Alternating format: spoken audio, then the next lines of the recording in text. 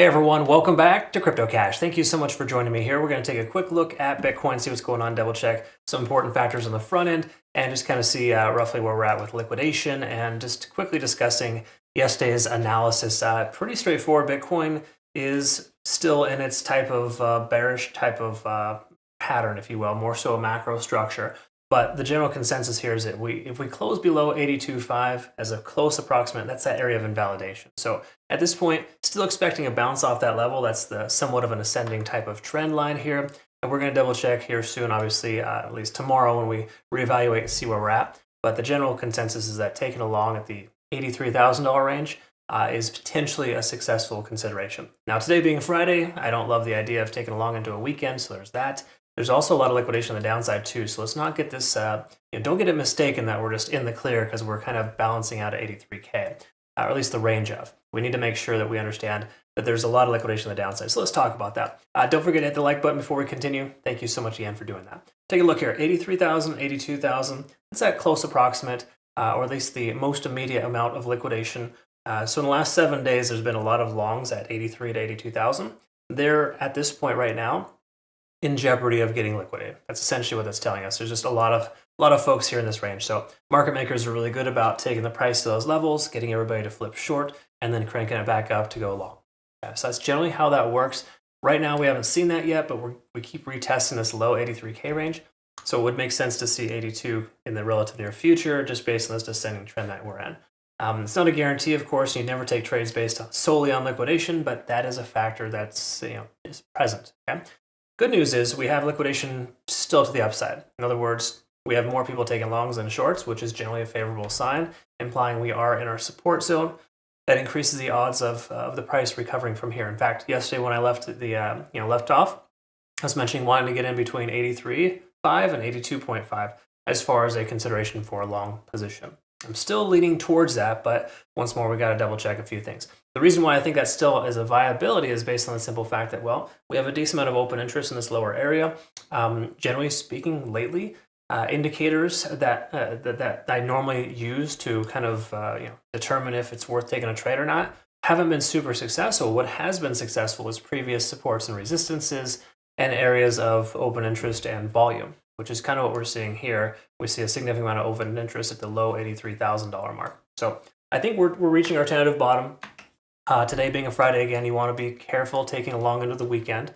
If you do, just make sure you kind of either watch it close or don't use too much leverage or position size. I generally like to keep my leverage low. So for example, you take a look here in my group.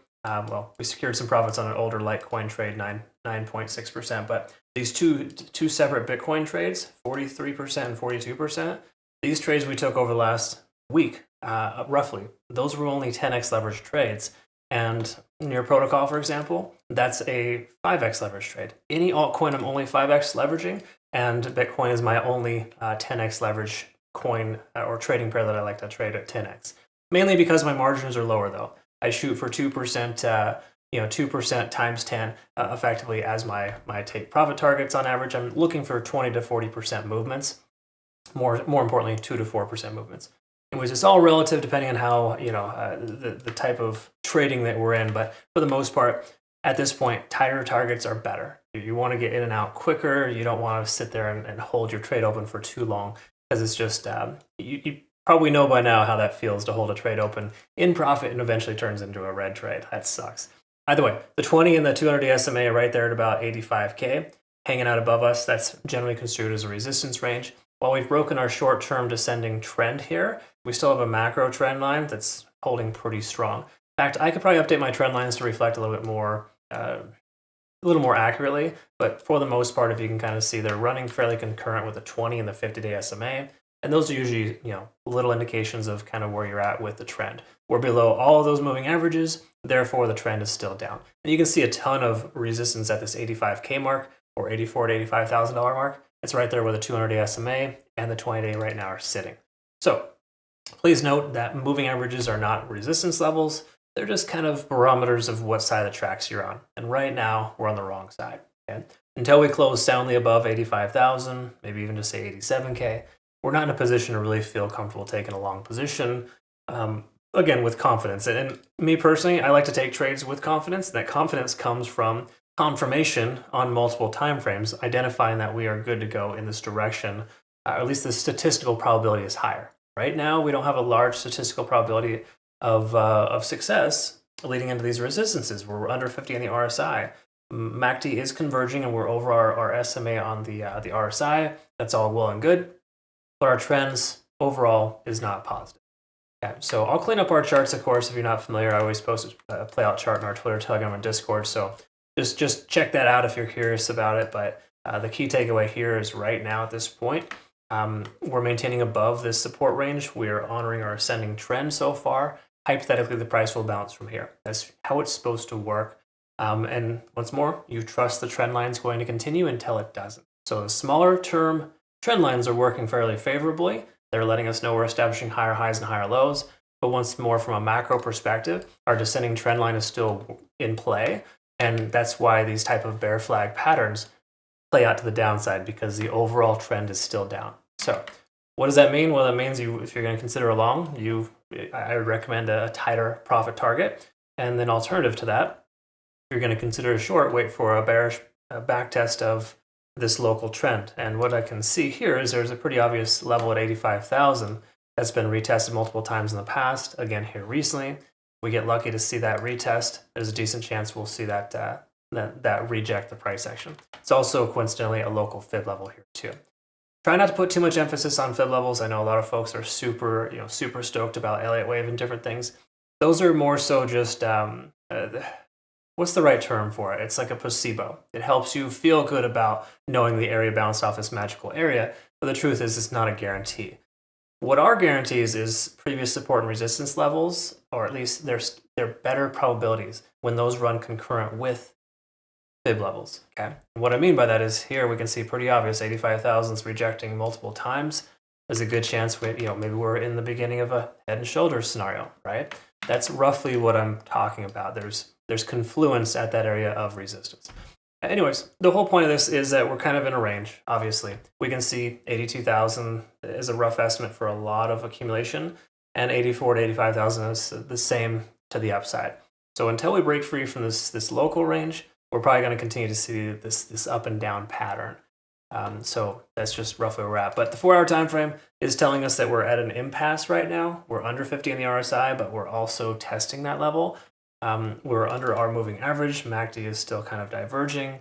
While it seems favorable to want to consider a long, you got to recognize this is a Friday leading into a weekend. We've had, 10 out of 11 red weekends so far this year. I mentioned last weekend, don't take any longs. And what do you know? A lot of folks did.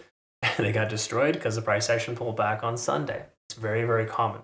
So if we do happen to see the price recover today, please recognize this weekend will probably not likely be a very good situation for the overall market, specifically altcoins, and maybe even Bitcoin as well.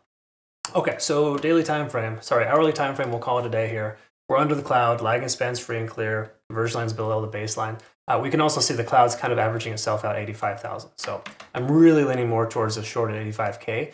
We happen to get a little bit of a pump here today, possibly this weekend. That would seem like a very likely area to consider, because we're currently establishing lower highs and lower lows, and it would make sense for that area to reject. Okay? So perfect world, we see 85,000 today and we short our shirts off. I say that loosely. You don't literally take your shirt off in a short. Well, you probably could. It might actually be kind of fun, but the whole point of what I'm getting at here is that we want to wait for confirmation. We're in this transition right now. While I originally wanted to get in at 82.5, 83.5, the timing isn't right. It's a Friday. Okay? If we see 82, 83.5 on Monday, probably a different story. I'll be likely more inclined to want to take a long at that point. But just kind of play your cards right. It's not always the right call, but for the most part, we've been doing pretty well this month, even though there's I would say very few signals. We've probably only sent I've only had probably about 10 to 12 signals, and I think we've only had to close 2 of them early. We've collected profit on all of them so far. So good. Anyways, that's how it goes. No matter how you look at it, it's not like the most amazing conditions right now, but you just kind of got to be patient and wait for it. Okay. All right, folks. Hope you have a good rest of your day. Thanks so much for watching. We'll look forward to seeing the next one. Have a good one. Thanks again for your time. Take care.